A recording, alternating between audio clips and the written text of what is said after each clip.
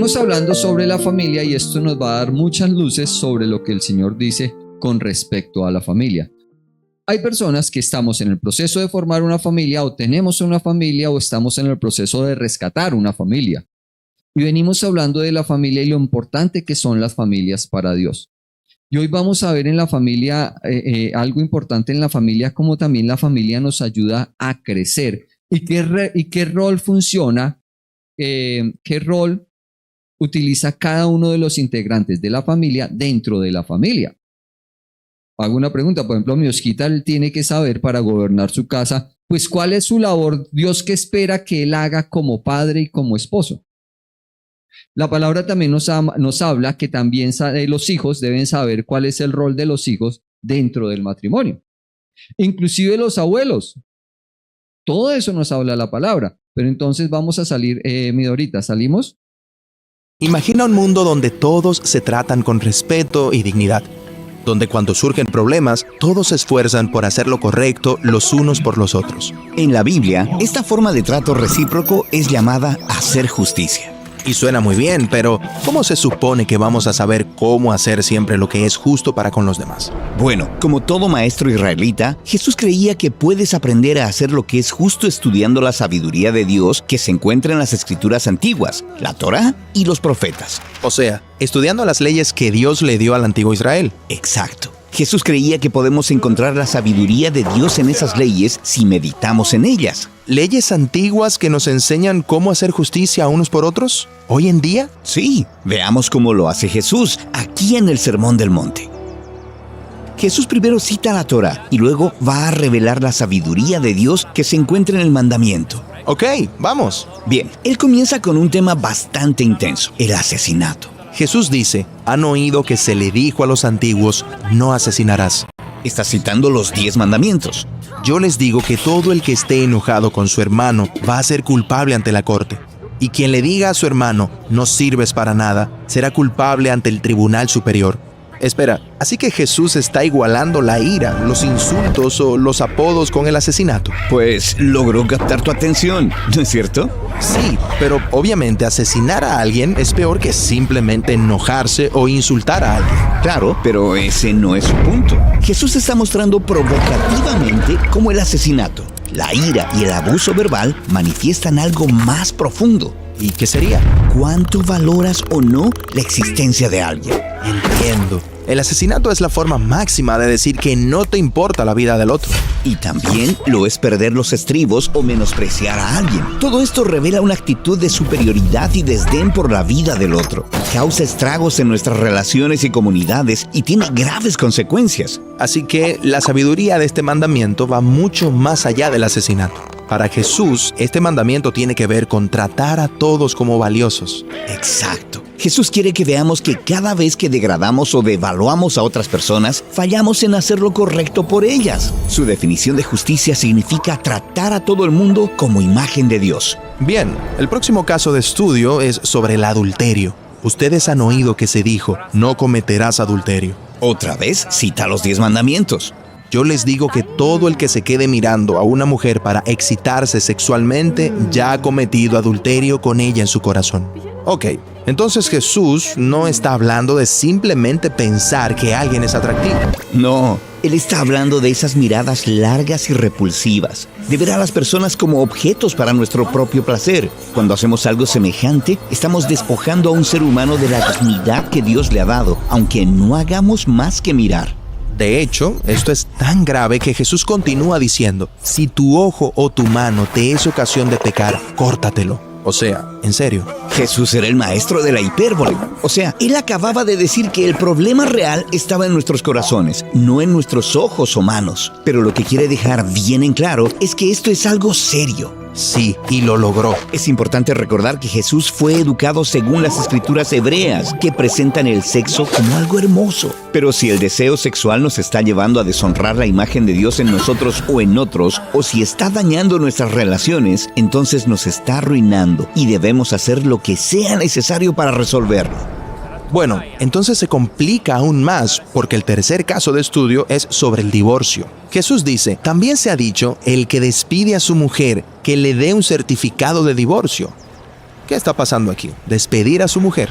Sí, en los días de Jesús solo los hombres israelitas podían iniciar el divorcio, y ese desequilibrio provocaba todo tipo de problemas. ¿Pero estaba permitido el divorcio?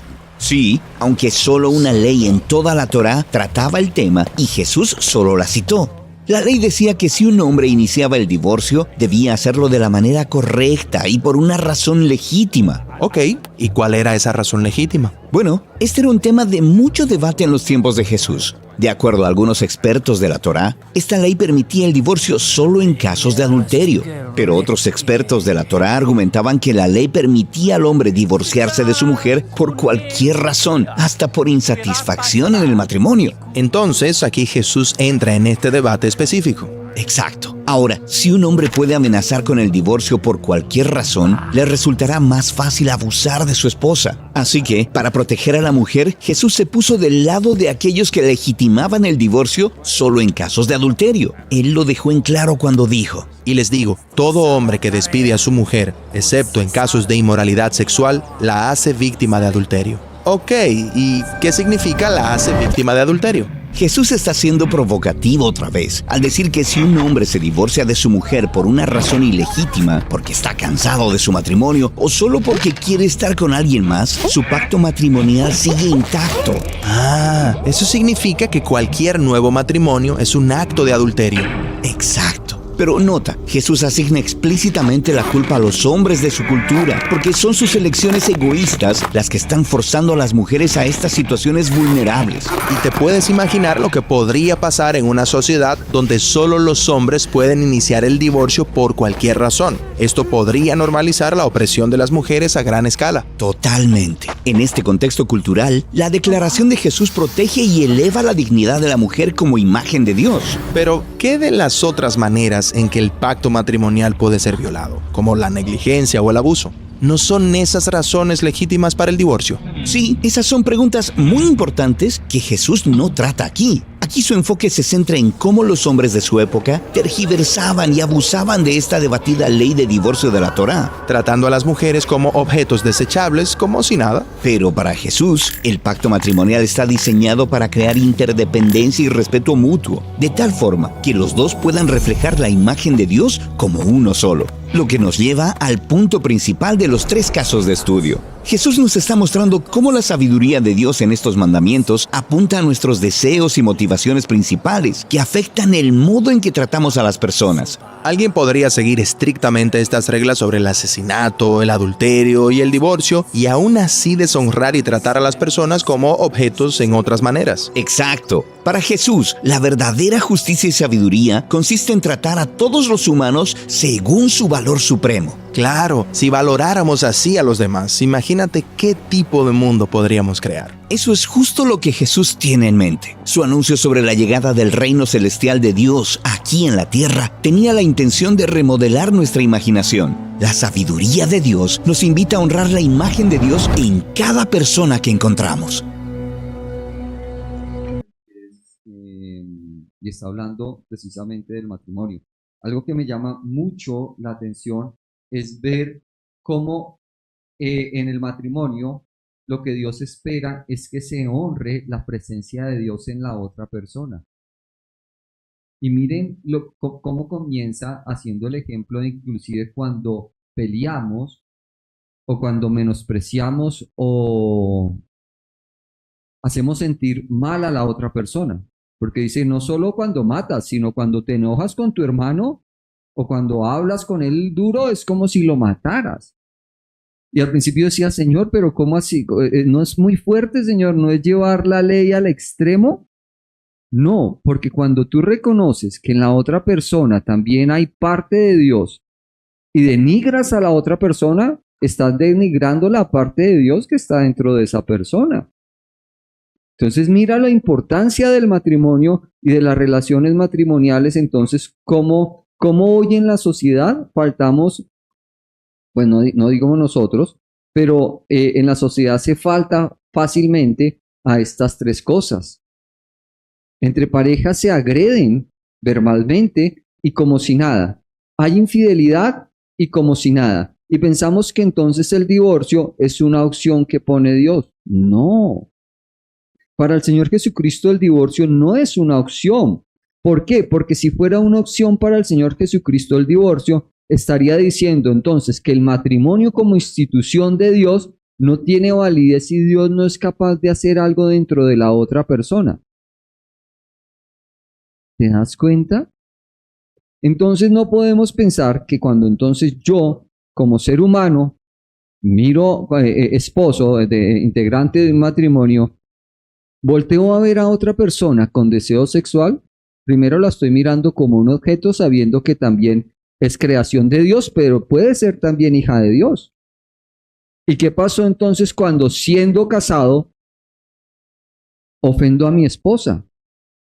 ¿Te das cuenta que cuando como seres humanos volteamos a mirar con deseo, hombre o mujer, estamos ofendiendo a dos personas al mismo tiempo sin contar a Dios? Mira lo importante en esto. O sea, esto del matrimonio y reconstruyendo las familias es súper importante. Mi pastor nos enseñaba nos enseñaba hace 8 días cuáles son las herramientas que el diablo ha venido utilizando constantemente para destruir las familias. Pero pues hoy vamos a seguir viendo el tema y comenzamos en familia, aprendemos a amar. Dentro de la familia hay varias cosas que suceden y no solo que aprendemos, sino dentro de la familia también somos corregidos, exhortados, pero también somos animados a seguir haciendo la voluntad de Dios para nuestras familias. Hago una pregunta. Aquí hay familias representadas. Hay una familia, mi Jace, mi pareja, hay una familia, mi Lucy tiene su familia con Jesús. El núcleo familiar de mi hermano Never, Osquitar, mi propia familia, Julie con su familia, Nancita con Christopher, pero cada uno tiene una familia. Hago una pregunta, ¿conoces el propósito de Dios para tu familia? ¿Te das cuenta? Si tú conocieras el propósito de Dios para tu familia, pues es más fácil seguir el camino del Señor o las direcciones que el Señor da. Pasa. Entonces, las relaciones se hicieron difíciles a la caída del Señor. Cuando el diablo toma la autoridad sobre el planeta, gracias a que Adán cede su autoridad, las relaciones se ponen más difíciles. Y se los voy a comprobar. Somos nacidos de nuevo, nuestro espíritu interior es hecho de nuevo, pero nuestra alma tiene que ser renovada. ¿No es en la familia donde más nos cuesta callarnos así tengamos la razón? ¿O no? Puede que tengamos la razón, pero si estamos en una discusión es más difícil callarnos con alguien de la familia. Es más difícil es más fácil no levantar la voz con alguien fuera de la familia que con alguien dentro de la familia. Cuando tú levantas la voz, estás ofendiendo a la persona que te está escuchando. Y saben que hay veces, no solo digo hombres y mujeres, esto va para ambos, nos cuesta trabajo abrir la boca para decir perdón. Así tengan la razón. Perdón, me equivoqué, te levanté la voz. Tremendo, ¿no? Entonces, Santiago 4.1, la nueva traducción viviente, dice: ¿qué es lo que causa las disputas y las peleas entre ustedes? ¿Acaso no surgen de los malos deseos que combaten en su interior? Esto pasa en todas las familias. Así, hermanito, ya hayas nacido de nuevo. Así, hermanito, la unción de Dios esté sobre ti. Tu carne no ha sido renovada y tu mente está en proceso. Pero cuando entonces no hacemos la palabra de Dios, la carne viene y toma posesión de tu boca y la embarramos. Escúcheme, no estoy diciendo la embarras, sino la embarramos. Te tengo noticias. La semana pasada, oye, yo cada vez que predico algo acá, es porque me ha pasado la semana pasada y no es que yo me haya puesto de acuerdo para predicar esto. Me tocó decirle a mi esposita, perdón. Yo no veía la falta, pero ella infló los cachetes. ¿Sí entienden ustedes cuando... Y yo, íbamos en la camioneta solo, yo, perdón, amor, me equivoqué. Aunque yo no veía que... Pero ella se sintió mal y, perdón, amor. Perdón. Entonces pasa. Entonces, Gálatas 5:19, sigo leyendo. Cuando ustedes siguen los deseos de la naturaleza pecaminosa, los resultados son más que claros. Inmoralidad sexual, impureza, pasiones sensuales, idolatría, hechicería, hostilidad, peleas, celos, arrebatos de furia, ambición egoísta, discordia y divisiones. Pastor, pero si ya nacimos de nuevo. Sí, pero tu carne no y tu mente está siendo transformada. Y pasar de un momento de gracia y paz en tu familia a un momento de hostilidad, peleos y celos es 1 milímetro muy fácil de pasar. Pasa. Porque todavía, 1 Corintios 3 también nos habla la palabra de eso, porque todavía están bajo el control de la naturaleza pecaminosa, tienen celos unos de otros y se pelean entre sí. ¿Acaso eso no demuestra que los controla su naturaleza pecaminosa? ¿No viven como la gente de este mundo? Y eso nos pasa seguido. No estoy diciendo te pasa, nos pasa. Eso puede pasar a nosotros. Pero entonces, ¿qué tenemos que estar haciendo? La solución de eso es estar viviendo guiados por el Espíritu para que esa mentalidad que está siendo renovada en tu ser tripartito no atropelle a tu pareja, no atropelle a tus hijos.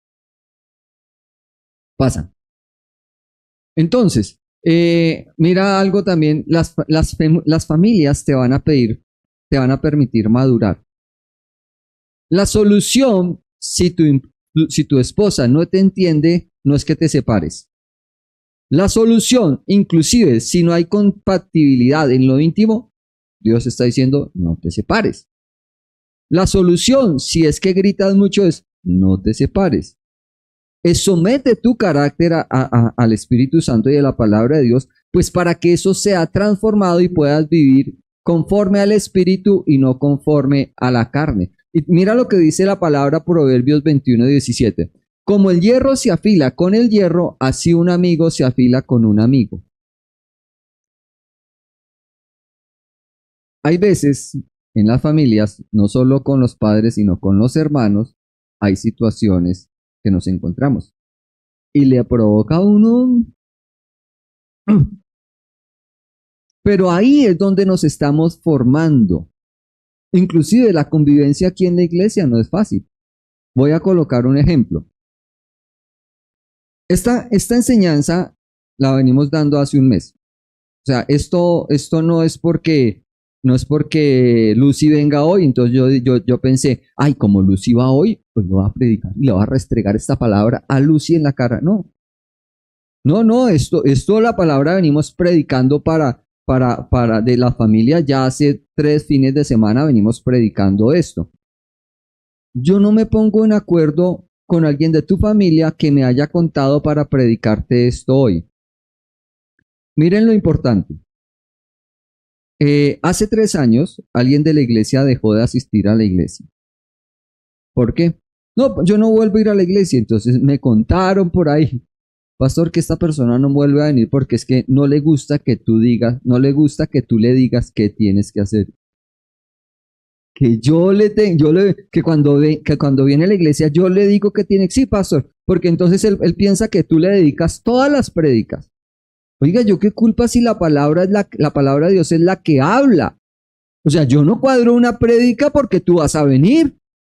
Es la palabra de Dios que está hablando. Y esta persona dejó de venir por eso. No, yo no voy porque es que no me gusta que me diga el pastor lo que tengo que hacer con mi vida. Venga, viejo, pero es que esa es la palabra de Dios. No soy yo.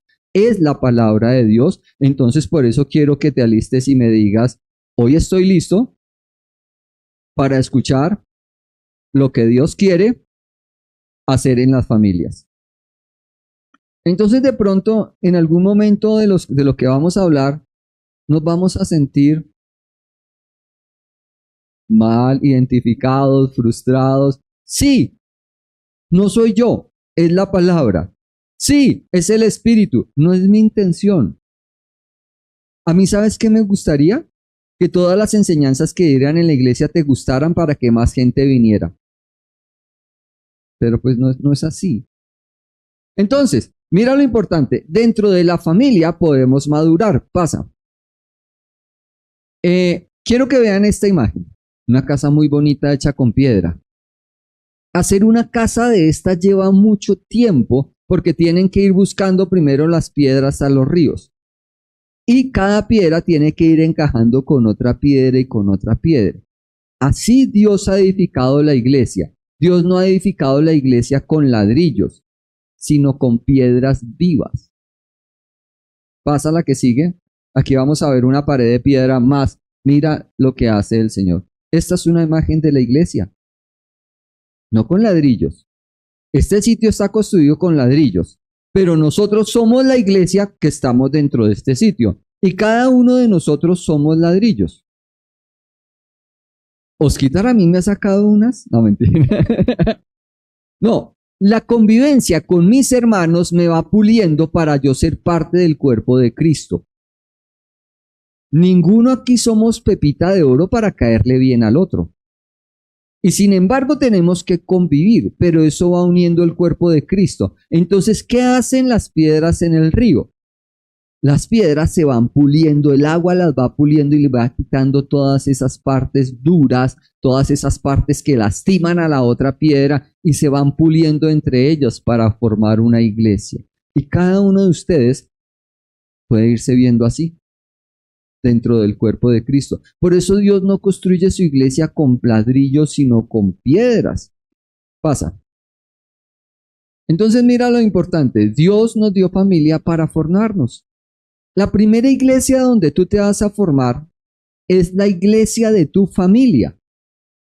Ese es el primer sitio donde te vas a formar. Ahí en la iglesia de tu familia es donde vas a tener el mayor número de roces. Y hay mayor número de roces no solo entre hijos. Los mayor número de roces están entre padres, entre papá y mamá. O si no hay hijos todavía, entre la pareja. Y ahí es donde más trabajo cuesta pulirnos. Ahí es donde más trabajo te va a costar cerrar el pico y caminar en amor. Pero entonces mira lo importante. Si comparamos la iglesia como un río, nosotros somos las piedras. ¿Cuál es el río? El río es el Espíritu Santo.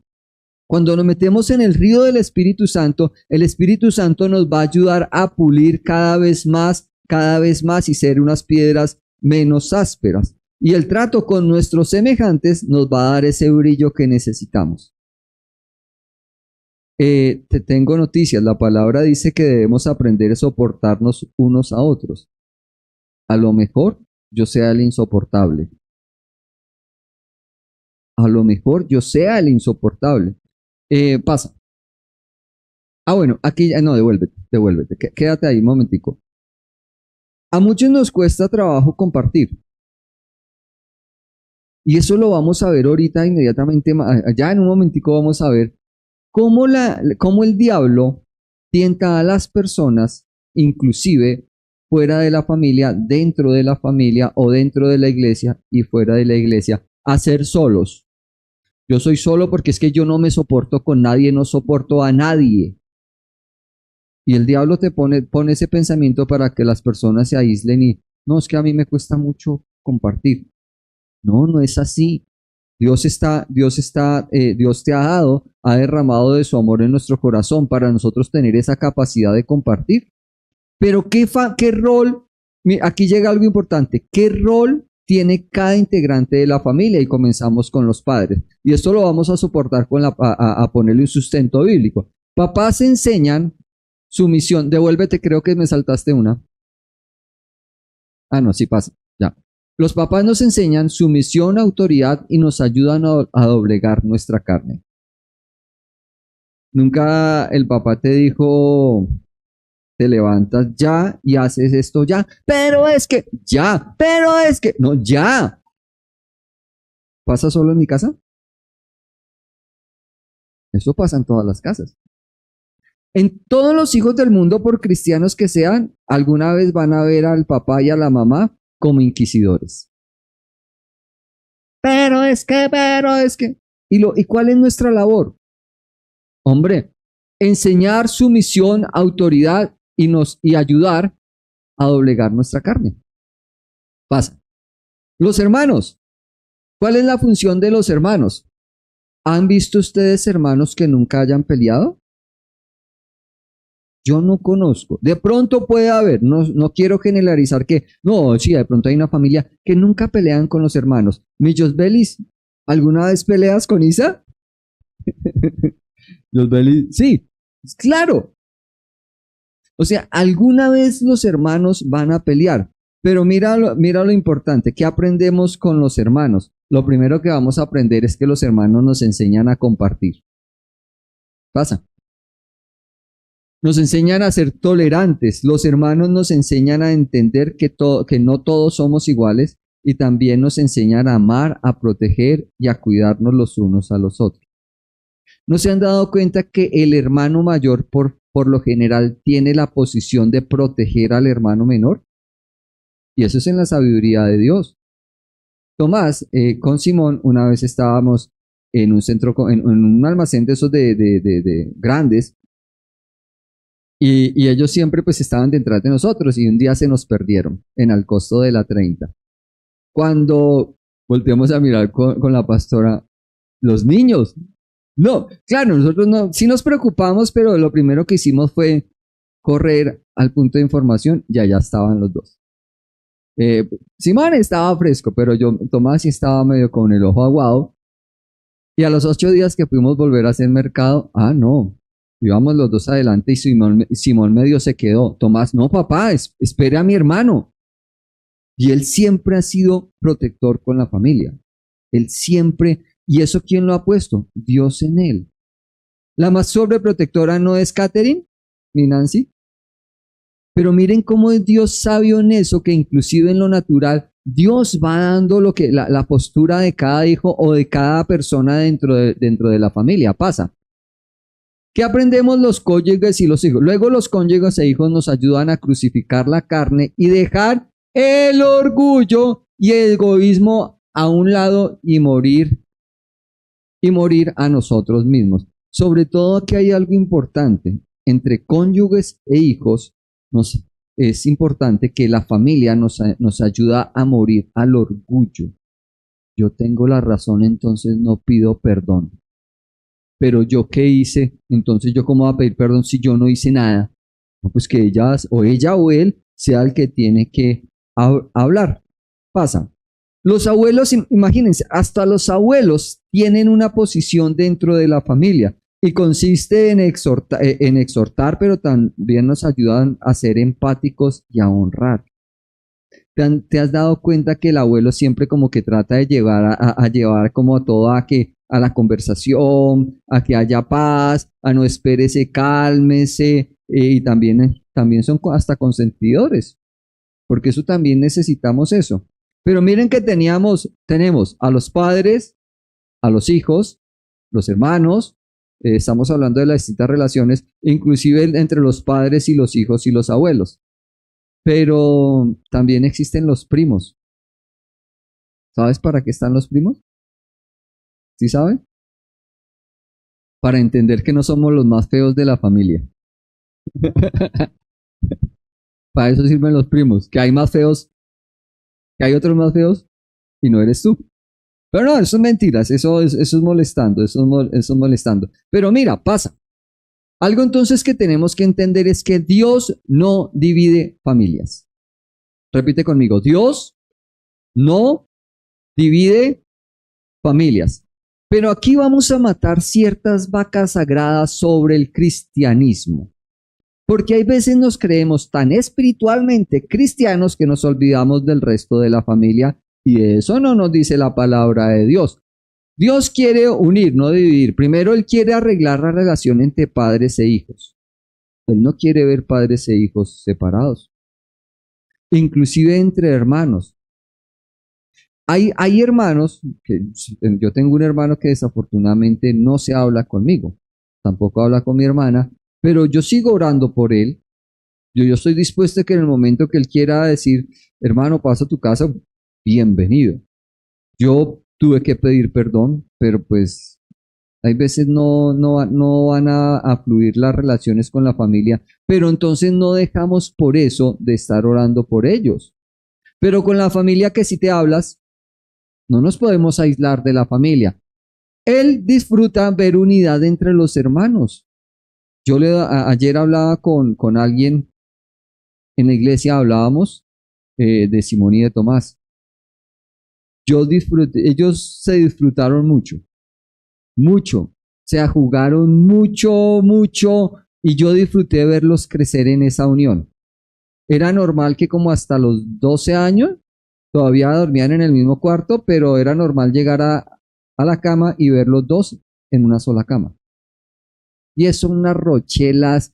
No, ellos dos disfrutaron mucho, pero yo me gozaba en eso. Y yo me decía, si yo me gozo viéndolos así, ¿cómo se verá cómo se gozará viéndolos a ellos dos? Me hicieron daños, me quebraron tablas de cama, brincando de una cama a otro, pero la disfrutaron. Yo decía, ¿cómo disfrutará mi padre cuando nosotros nos disfrutamos como hermanos? ¿Cómo disfrutará mi padre cuando nos disfrutamos como familia?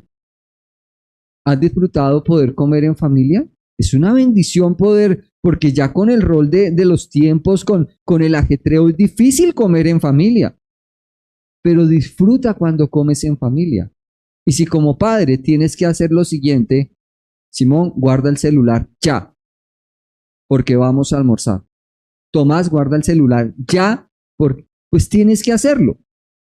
Tienes que hacerlo. Disfruta. Comer con la familia es un momento sagrado. Si fue importante para el Señor Jesucristo comer con personas que no eran su familia, ¿cuánto más es importante para nosotros como familia comer? Disfrútenlo. Comer con familia es delicioso. Y otra cosa es que Él quiere que seamos leales a nuestro cónyuge. Dios no le agrada cuando volteamos, sea hombre o mujer, mirar para otro lado. Y por eso quería el video de explicación.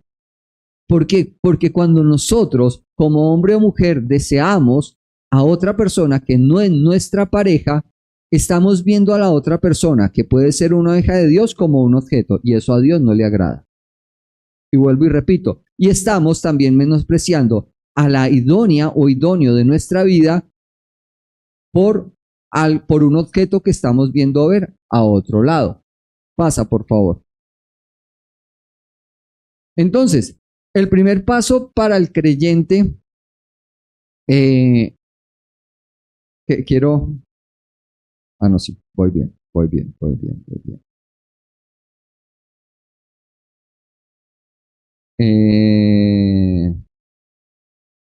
El miércoles estuvimos viendo este pasaje bíblico y se trata, voy a entrar en el contexto de Marcos 5, 18, 19. Es cuando el endemoniado Garadeno fue libre y después de eso él quiso seguir al Señor detrás y se le fue detrás y se iba a subir a la barca. Y dice, mientras Jesús entraba a la barca, el hombre que había estado poseído por los demonios le suplicó que le permitiera acompañarlo. Pero Jesús le dijo, no, vete a tu casa y a tu familia y dile todo lo que el Señor ha hecho por ti y lo misericordioso que ha sido contigo.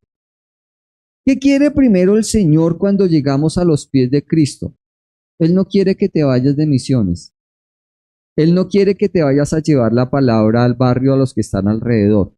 Él quiere que le vayas a llevar el mensaje de salvación primeramente a los tuyos, a tu familia, y quieres que le cuentes primeramente a tu familia lo que el Señor Jesucristo ha hecho en ti. Pasa. Entonces, mira lo importante. A Jesús, ¿qué le vas a enseñar a las personas de tu familia? ¿Cómo Él te ha hecho libre? Él quiere que tú sepas Jesús quiere vuelvo y repito, el Señor Jesús quiere que tu familia sepa lo que Él hizo por ti. Ven, te digo, y sabes que para eso ni siquiera tienes que hablar la Biblia, sino decirlo, eso lo tienes que decir. Pero la pregunta es, ¿por qué el Señor Jesucristo quiere que vayamos primero a los nuestros? Pasa. Aquí quiero colocar un ejemplo. ¿Quién sabe qué representa ese señor ahí? ¿Qué cultura es? Comencemos. ¿Saben qué cultura es? Sí, es de la China. Es un monje tibetano. O sea, como su nombre lo dice, ellos tienen monasterios en esa sección del Tíbet, donde cogen a un niño desde chiquito y lo consagran a esa relación y van y lo aíslan y toda la vida tiene que vivir en el monasterio tibetano. Y se la pasan meditando y allá se encierran y los ven como sacerdotes. Este no es el tipo de sacerdocio que Dios quiere para sus hijos. Este no es el tipo de sacerdocio que Dios quiere para sus hijos. Por eso Él le dice al endemoniado, al exendemoniado, le dice, no, vete a tu familia y cuéntale lo que Dios ha hecho en ti. No le dice, ay, entonces ponte muy santo porque fuiste liberado de todo demonio y vete a la montaña a meditar y quédate allá y no hagas nada. No. Pero algunos cristianos creemos que por ser cristianos entonces nos tenemos que alejar de todo el mundo. No, yo me alejo de mi familia porque son unos borrachines, no, entonces yo no puedo andar con ellos. No, yo no me junto con este primito porque es que este primito nada así. No te vas a ir a tomar con el primo, no te vas a juntar con la perdición de pronto de tus familiares. Pero entonces, ¿quién les va a llevar el mensaje de salvación? Si te aislaste por allá en la iglesia, te metiste a la iglesia y no hablas con ninguno de tu familia porque eres muy santo. La tribu que se encargó del sacerdocio dentro de Israel, ¿qué tribu fue, Osquitar? Los levitas. Entonces, y los levitas andaban dentro del pueblo.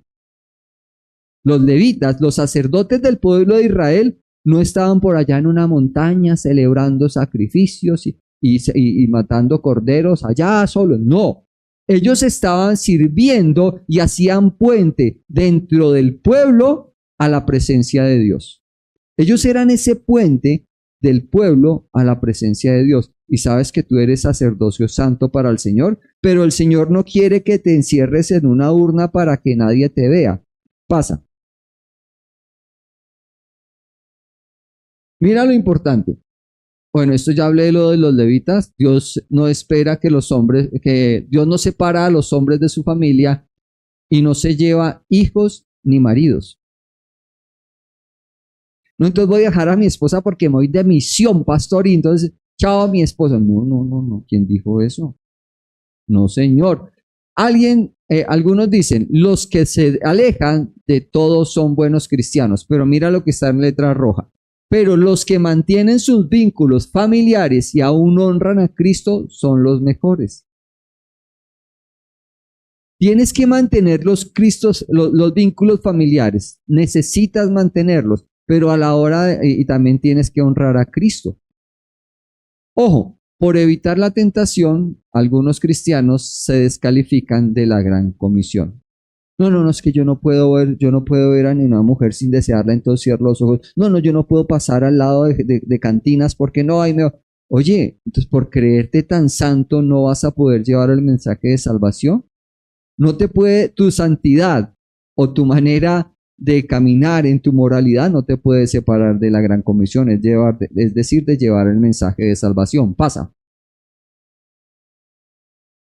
El cristianismo mejora relaciones y mira cómo esto, inclusive la palabra de Dios nos muestra cómo eso pasa, porque lo que hace el cristianismo es mejorar relaciones. Cuando conocí a mi esposa, pues nos casamos, duramos 7 años de novios. 7 años de novios duramos con mi esposita y nos casamos. Y le soy sincero, yo fui el que me demoré en tomar la determinación. ¿Por qué? Porque mi fe no estaba en que Dios podía proveerme financieramente. Yo amaba a mi esposa, pero mi falta de fe sobre las finanzas me frenaba. Hasta que dije, sí, hagámosle, y comencé a ver la provisión de Dios sobre mi vida y sobre mi matrimonio, sobre mis hijos. Pero aquí algo importante. Me enamorado de mi esposa, cuando me casé con ella me enamoré aún más. Cuando entregué mi corazón al Señor, me enamoré aún más. Y le digo a mi esposa, y esto pasó en mi vida, cada vez que yo le sirvo, amor, te amo más. Cuando tú entregas tu vida al Señor, te lleva a amar más a tu familia, amar más a tus hijos porque entiendes el amor de Dios. No sucede lo contrario. Como entonces ya entendiendo el amor de Dios. No, chao, esposita, me voy de misiones. No, si te vas de misiones, te llevas tu parentela, hermano. Pero eso no es disculpa para que dejes a tu esposa, ni dejes inclusive de atender a tus padres. Eso es importante. El verdadero cristianismo hace al esposo un mejor esposo y a la esposa una mejor esposa de lo que antes era. Pero ¿sabes cuál es mi labor también como esposo? A mi esposa hacerla mejor. ¿Te das cuenta la responsabilidad que tenemos como pareja o inclusive entre el noviazgo? Porque es que el noviazgo... por acá traía... No, lo dejé. Si yo me estuviera comiendo un chicle, ¿tú lo recibirías? Guácala.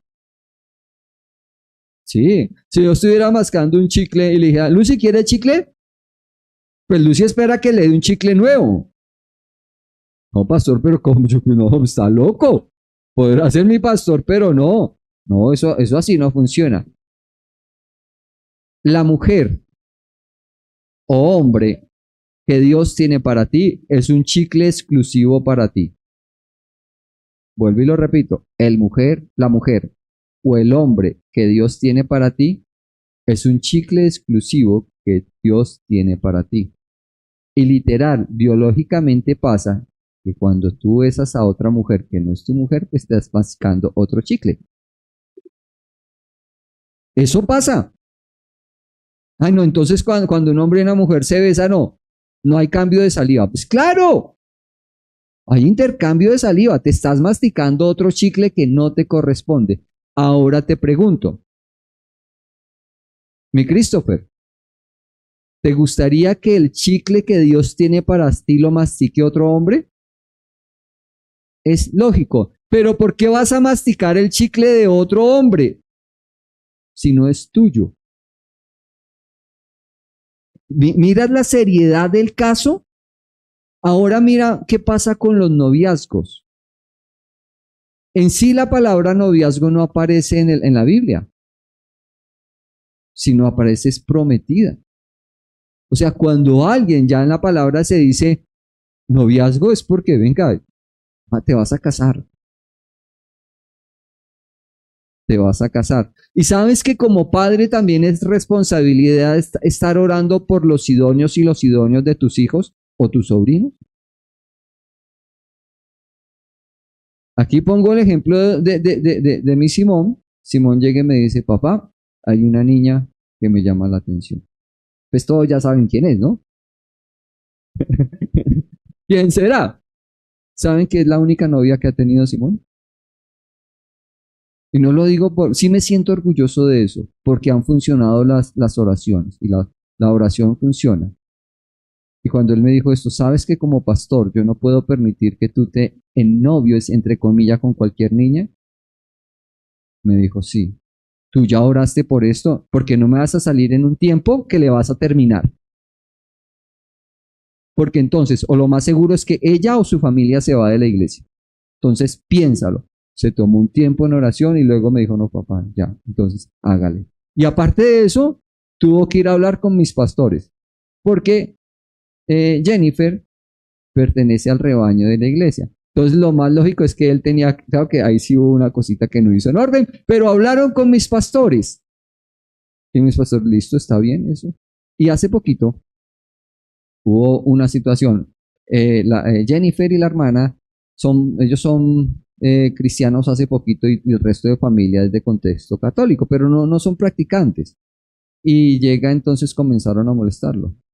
Y tu cuñada sería la hermana de Jennifer. La cuñada llegó y saca la cara por ellos. ¿Usted qué le pasa? ¿Usted por qué están hablando de Simón y de Jennifer? Ellos se van a casar. Y ellos la tienen clara para eso. Ellos la tienen, o sea, si tú hablas de noviazgo, hablo a los jóvenes, es porque ya Dios te dijo que ella es tu esposa. Pero tú no puedes estar mascando el chicle de otro. Tremendo. Entonces ya sabes, mi Josbelis, vamos a estar orando por ese idóneo de tu vida, porque ya, desde ya podemos estar orando por eso. Desde ya podemos estar por... Y pues le doy gracias a Dios por la vida de Jennifer porque hemos visto el propósito de Dios en ellos. Y les ha tocado pasar momentos difíciles, como toda relación, pero bueno, sigamos hablando. Mira que el cristianismo, y aquí algo importante, no me libera de los deberes como hijo y me hace un mejor hijo. Eso también aplica con nuestros padres, inclusive dentro del matrimonio. Dentro de mi matrimonio, ser cristiano no me libera de los deberes que yo tengo con mis padres. Antes me hace más cumplidor de ellos. Yo tengo que ver por mis padres. Yo tengo que ver por mis padres. Y pues gracias a Dios nos ha dado esa posibilidad. Y a los padres nos hace mejores padres. Pasa. Efesios 5:33, nueva traducción viviente, lo voy a leer desde acá. Por eso les repito, cada hombre debe amar a su esposa como se ama a sí mismo y la esposa debe respetar a su marido. ¿Pasa? Efesios 6 del 1 al 4, mira lo que dice. Hijos, obedezcan a sus padres porque ustedes pertenecen al Señor. Pues esto es lo correcto. Honra a tu padre y a tu madre. Ese es el primer mandamiento que contiene una promesa. Si honras a tu padre y a tu madre, te irá bien y tendrás una larga vida en la tierra. Versículo 4. Padre, no hagas enojar a sus hijos con la forma en que los tratan. Más bien críenlos con disciplina e instrucción que proviene del Señor. Aquí surge algo interesante y una mañana surgió... Bueno, me estaban haciendo bullying entre Simón, Tomás y mi esposa, me la estaban montando, pero una recocha sana. Entonces me decían, cuando llegué los llamé la atención. Entonces aquí el señorito me va sacando palabra. Papá, pero de la palabra dice que no nos hagas enojar. Entonces yo ahí mismo le saco palabra. Sí, pero debes honrar a tu papá y a tu mamá. Y eso fue un cruce ahí de palabras, pero era recochando. Pero ellos me sacaban palabra y cuando ya se me acabó la palabra, sí ves, te ganamos. Y nosotros, pero era molestando. Pero aquí sí hay algo con este versículo que de pronto a los padres nos lleva a confusión, pero hoy vamos a aclarar esa confusión. Padres, no hagan enojar a sus hijos con la forma en que los tratan. Más bien críenlos en disciplina y en instrucción que proviene del Señor. ¿Cómo disciplino a un hijo sin sacarle el mal genio? Vamos a verlo. Pasa. Según Efesios 6:4, mira, primero nos muestra los roles del esposo y de la esposa. Dice amar y respetar. O sea, entre parejas, entre Eliana y Oscar, la función de entre ellos es amarse y respetarse. Es lo primero, amarse y respetarse. Segundo, nos muestra nuestra responsabilidad como hijos. Es obedecer y honrar. Y aquí está el secreto de cómo disciplino a mi hijo sin que se le salga el mal genio. Si yo le enseño a honrar, él no se va a poner de mal genio cuando le ordeno disciplina. Mira lo importante. Primero tengo que enseñarle a mi hijo a honrar para que él no se moleste cuando yo tengo que ejercer disciplina. Vuelvo y lo repito. Si yo le enseño a mi hijo a honrar, porque él me ve honrando a Dios, él no se va a indisponer cuando yo ejerzo disciplina. Porque alguna vez Dios te ha dicho no. O te ha dicho sí a todo. Mi Jace, ¿alguna vez el Señor te ha dicho no?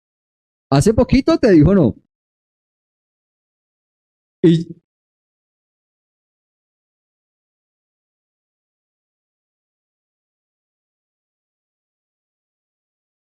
No, yo no le dije no.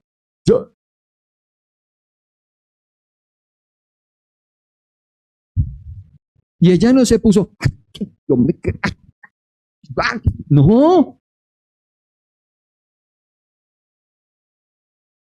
Y mira que Jace ha sido bendecida, pero ella está aprendiendo honra, en obedecer lo que el Espíritu Santo habla a su corazón. Y los hijos de ella, al ver esa honra, cuando Jace tenga hijos, hombre, ellos también van a querer honrarla a Jace como ella honra a Dios. Entonces, la manera de que ellos no se enojen cuando los disciplinas es enseñarles a honrar. ¿Por qué? Aquí está el secreto de la honra. Honrar sobre todo es cubrir defectos. Cuando tú honras, en el caso de hombres, tú cubres defectos de las personas y honras sobre todo.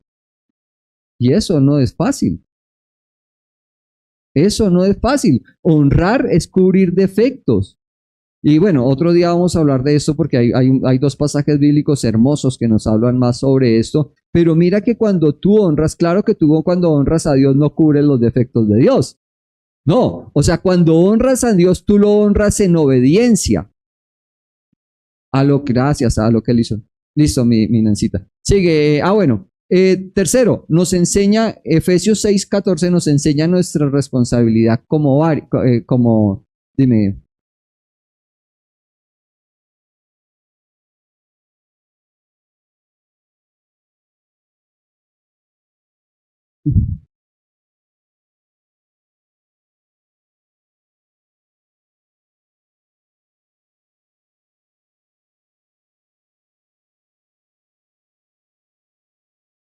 Pero mira que aquí hay algo que Dios le está enseñando a Jace, y es a discernir.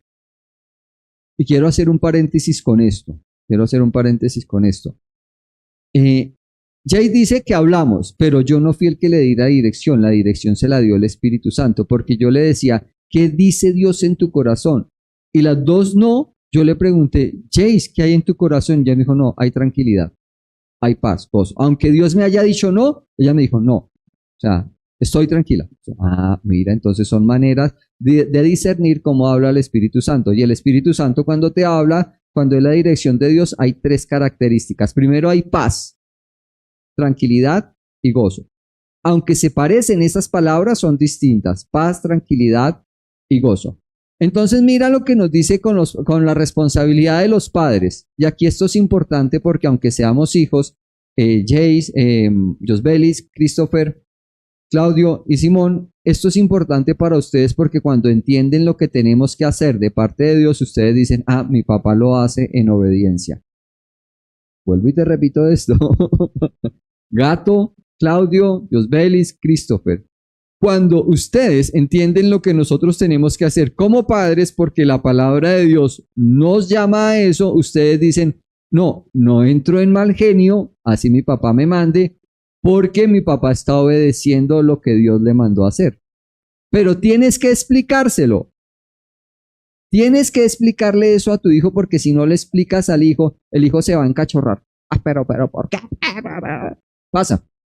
¿Qué tenemos que hacer como padres? Miren lo importante que tenemos que hacer como padres. Primero tenemos que criar y disciplinar, y eso está en Efesios 6:4, porque ahorita leíamos, tenemos que disciplinar a los hijos, y a nadie le gusta que lo disciplinen. La misma palabra del Señor Jesucristo dice que Dios ama al hijo, y que ningún hijo le agrada que lo corrijan. Segundo, tenemos que animarlos, darles el estímulo que necesitan. No desanimarlos, sino animarlos a que hagan lo que Dios tiene para ellos. Inclusive tenemos que animarlos hasta en la parte laboral. En lo laboral no todo va a ser fácil. Mi Cristo, cuando entres a trabajar vas a tener jefes tremendos. Mi Claudio, me imagino que ya te ha tocado por ahí algún jefe. ¿Y qué hace mi Nori? No, amor, dale. No, vamos, si puedes. Dios está formando tu carácter. No le dice Nori, no, pues entonces revélate allá. No, Dios no se, hombre, tenemos que animarlos en todas esas situaciones. Colosenses capítulo 3, versículo 21. Padres, no hagan enojar a sus hijos para que no se desanimen. Tercero, lo tenemos que hacer es poner primero a nuestro cónyuge. Y aquí va algo importante. No fueron primero los hijos, papitos. Primero fue la esposita y el esposito. No podemos colocar a los hijos sobre la esposa o sobre el esposo. Eso no está en el orden de Dios. Primero está el esposo y la esposa. Después están los hijos. Pero hoy en día hay familias que se sacrifican o inclusive matrimonios que se sacrifican por complacer a sus hijos. Y de último está la relación. Si hay un beneficio para los hijos es porque ya el beneficio tuvo que haber pasado primero con el cónyuge. Tremendo, ¿no? O sea que aquí es cuando es bueno también, ya es un consejo, oiga, es tiempo, es bueno tener tiempo a solas como pareja. Una salidita, una comidita. Yo me he estado poniendo como en el plan de eso con mi esposita porque es que a los varones se nos olvida, ¿sí o no, Oscar? Y no es que no queramos. No, sí que, ay, pues no nos gusta salir a comer bueno. No, Oscar no le gusta. Pues claro, pero es que ahí mismo como que el rol nos pasa, ¿no te pasa? Que como que todo el hombre es trabajo, trabajo, trabajo, trabajo, trabajo, Netflix, pero se nos olvida que la esposita quiere una atención. Vengan, ¿y saben que no es tan caro? No es tan caro. Y hay veces cuando sea caro, pues están invirtiendo en la esposita. Yo antes era muy tenido con las salidas y con mi esposita. Sí, sí, sí, sí, sí, pero no, ya no. Sí, sí, sí, Osquitar, sí, sí, eso pasa. A futuro te va a salir más caro si no inviertes en la esposita. Entonces que ya mi esposa salimos y ella me dice, y ellos son testigos, ay, tal cosa, hágale. Ay, tal, hágale. El miércoles salimos de acá, el jueves salimos de acá, ya íbamos tarde. Amorcito, ¿quieres algo? Yo ya sabía que todo de aquí para allá estaba cerrado. Y hay una pastelería ya sobre la autopista, una cosa deliciosa. Yo miércoles una parada y no me baja 30 pesos. Pero es mi esposa, no, hagámosle, hagámosle. O sea, 30.000, dos cafecitos y dos, así. Pero yo dije, no, ella se lo merece. Ella se lo merece. Antes teníamos el problema, y con esto nos burlábamos, bueno, les voy a hacer, hoy os quería contar infidencias. Mi esposita, inclusive, miren yo cómo había hecho que mi esposa perdiera su propia autoestima. Miren, porque con algo tan sencillo, ¿a dónde vamos a ir a almorzar? Y yo siempre decía, ¿a dónde? Entonces, cuando ya dije, no voy a volver a hacer eso en mi vida jamás, donde mi esposa me diga que vamos a almorzar, ahí vamos a almorzar. Entonces salimos los 4 al centro, a hacer una vuelta que te di, vamos a almorzar. Entonces íbamos por la carrera séptima y aquí había pescado y aquí había carne. Entonces, los tres, yo le dije, amor, no decide. Entonces, aquí hay pescado y aquí hay carne. Y daba vueltas y vueltas y vueltas. Y los tres nos reíamos, mamá, pero decide. Y ya ella se puso de mal genio y se puso a llorar porque no sabía dónde. Miren el mal que yo le había hecho por convivir inclusive los deseos de solo almorzar. Porque cuando ella llegó a tomar la decisión, ella, pero sí decido con algo tan sencillo, yo como había limitado a mi esposa. Y ya hoy en día ella me dice, comida china, ya, yo no digo nada más, es comida, así yo no quiera. Ella todavía me dice, pero si quieres, amor, tú dijiste comida china. Y eso inclusive ha elevado la autoestima de ella.